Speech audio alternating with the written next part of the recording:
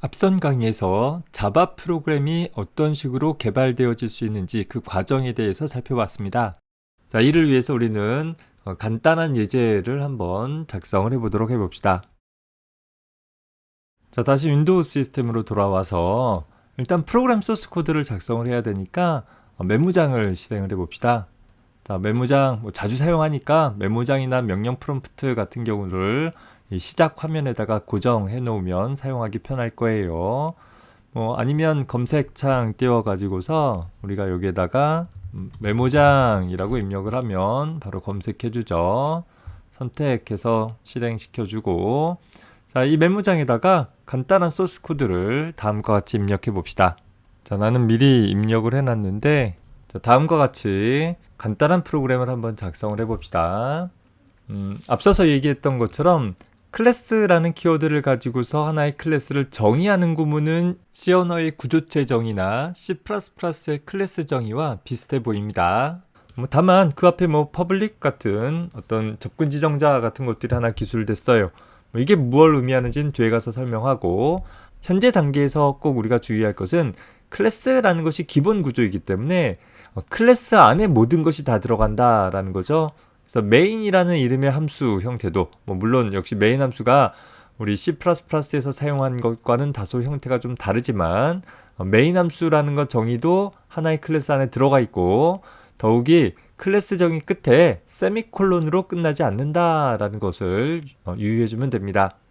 자, 이렇게 작성되어진 소스 코드는 실행하기 전에 먼저 저장해 줘야 되겠죠. 파일 메뉴 밑에 다른 이름으로 저장 눌러주어서, 자, 저장하고자 하는 경로는 아까 우리가 작성했던 현재 C 드라이브 밑에 자바라는 디렉토리 밑에다가 직접 저장할 수도 있고, 여러 개의 소스 코드가 그냥 저장되면 좀 관리하기가 나쁘잖아요.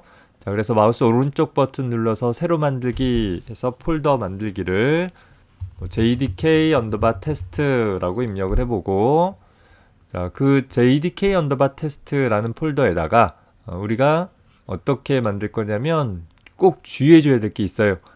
C 언어나 C++는 소스 코드의 이름을 아무렇게나 지정해도 됐었는데, 자바 언어는 반드시 클래스 이름과 동일한 소스 파일 이름을 갖도록 지정을 해줄 필요가 있습니다.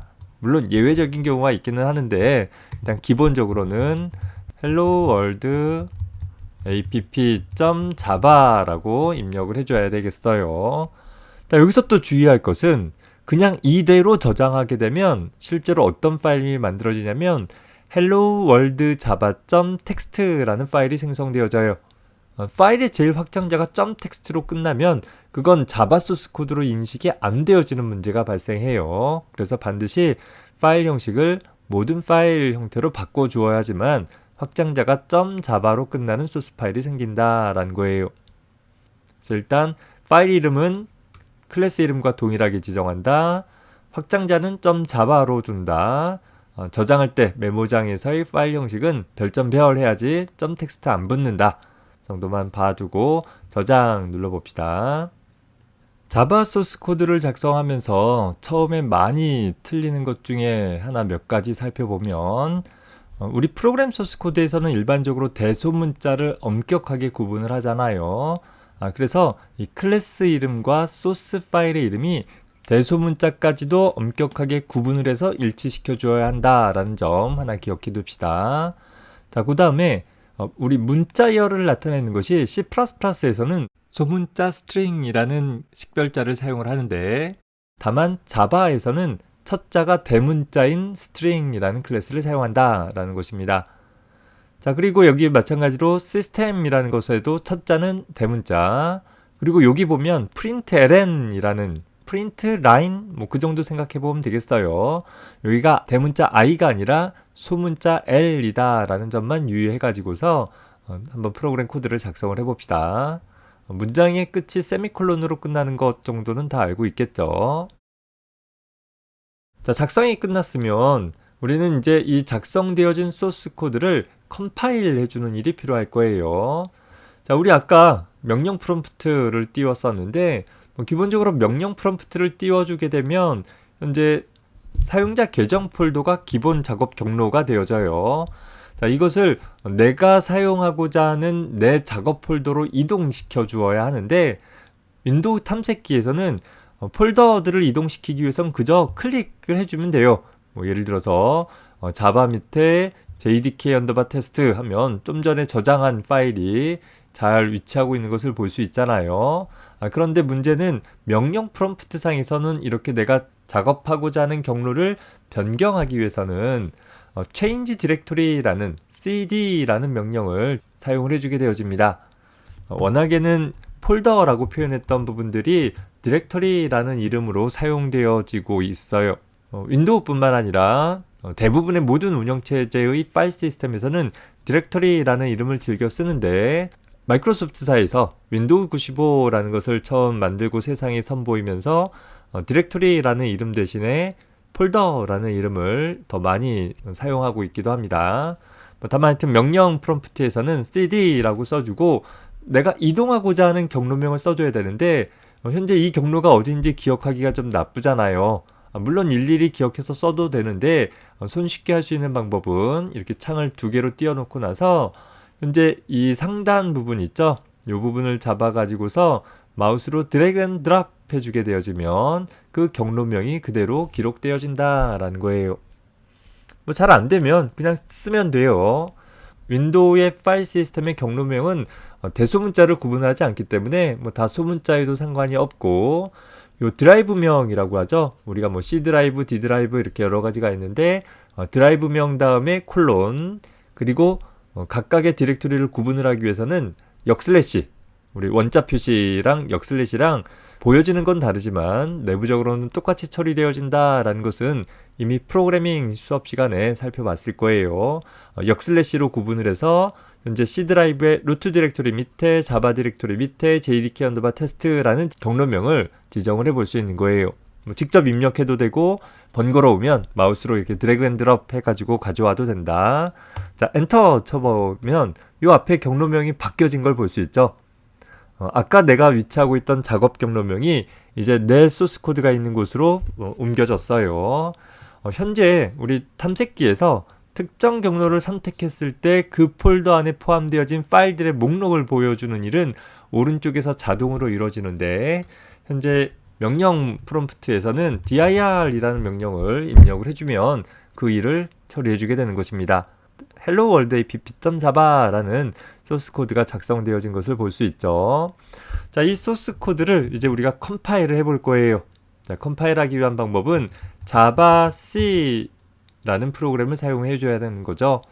자, 워낙에 javac 라는 프로그램은 우리 openjdk 설치되어진 경로 밑에 bin이라는 디렉토리 밑에 javac.exe 라는 실행 파일이 존재하는 것이고 그걸 가져다가 실행시켜 줘야 돼요. 실행 파일의 경로명을 명확히 써줘야 되는데 자주 사용할 실행 파일들은 매번 경로명을 지정해서 실행하는 게 번거롭기 때문에 우리 openjdk 설치 시에 기본적으로 환경 변수의 값을 지정을 해 놨어요. 그래서 아까 우리 자바 버전 확인해 봤던 자바라는 명령어도 또 지금 컴파일하고자 할 때 사용하는 javac라는 프로그램도 특별히 경로명 없이 바로 수행할 수 있게 되는 것입니다. 자, 그냥 엔터 쳐볼까요? 자, 그러면 현재 javac라는 자바 컴파일러를 단독으로 실행시킬 수는 없기 때문에 사용 방법을 알려주고 있죠. javac 다음에 몇 가지 옵션 써주고 컴파일할 소스 파일 이름들을 써주면 된다라는 거예요. 뭐 우리는 특별한 옵션 없이 가장 간단하게 기본적으로 javac 해놓고 나서 현재 우리가 작성한 소스 파일이 hello world app.java인 거잖아요. 역시 얘를 그대로 써주면 되는데 귀찮으면 그냥 마우스로 드래그 앤 드랍 해오면 되는 거예요. 물론 반드시 공백으로 한 칸 이상 띄워주어서 어디가 명령인지 어디가 소스 파일 이름인지를 분명하게 구분해 줄 필요는 있습니다. 물론 이렇게 내가 드래그 앤 드랍 해가지고서 경로명을 다 가져오지 않더라도 우리가 경로를 jdk 테스트로 이동해 놓은 상태이기 때문에 그냥 소스 파일 명만 써주어도 문제없이 수행이 되어져요.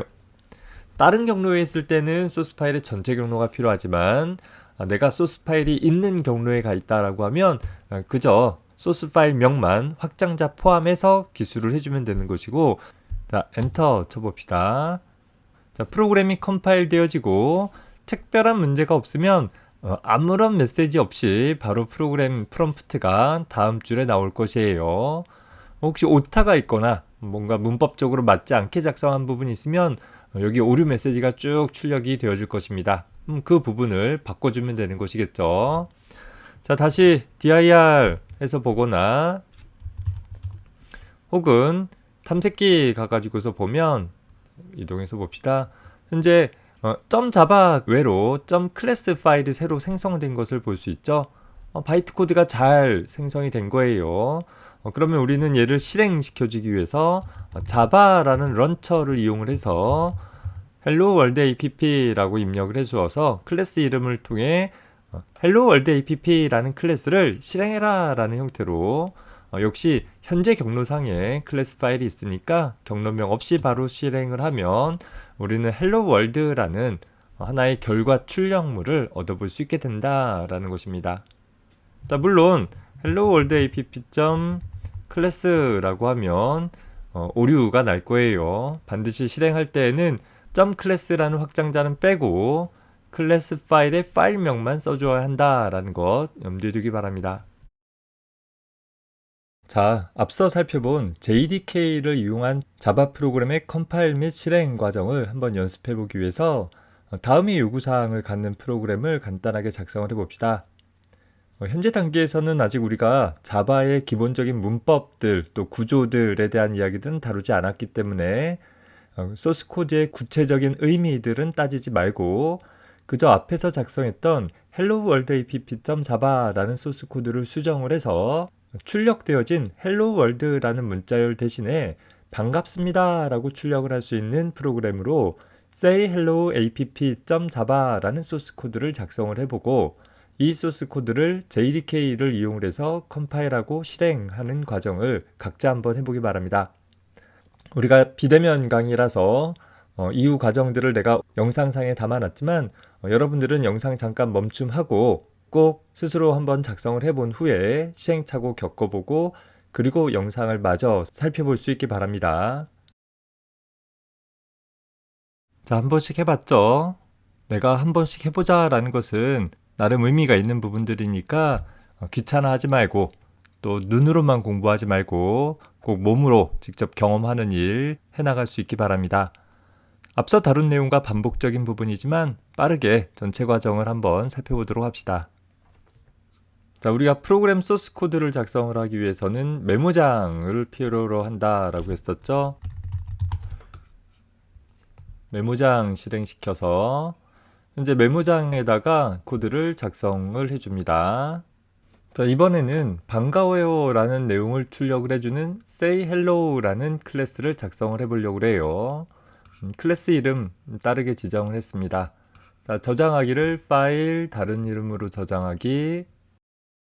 현재 경로는 우리가 만든 작업 경로 자바 밑에 JDK 테스트라는 곳에다가 저장하기를 반드시 클래스 이름과 동일하게 대소문자까지 일치시켜서 say hello app.java라고 두되 파일 형식은 모든 파일 형태로 저장해주면 되는 것이죠. 제대로 작성을 했으면 메모장은 바로 닫아버려도 상관없어요.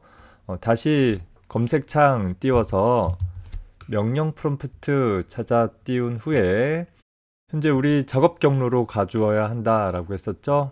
cd 루트 밑에 자바 밑에 JDK 테스트 직접 입력해서 가봅시다. 경로가 길면 아까 보여줬던 것처럼 윈도우 탐색키에서 주소 표시창을 통해 드래그 앤 드랍 해오면 될 것이에요.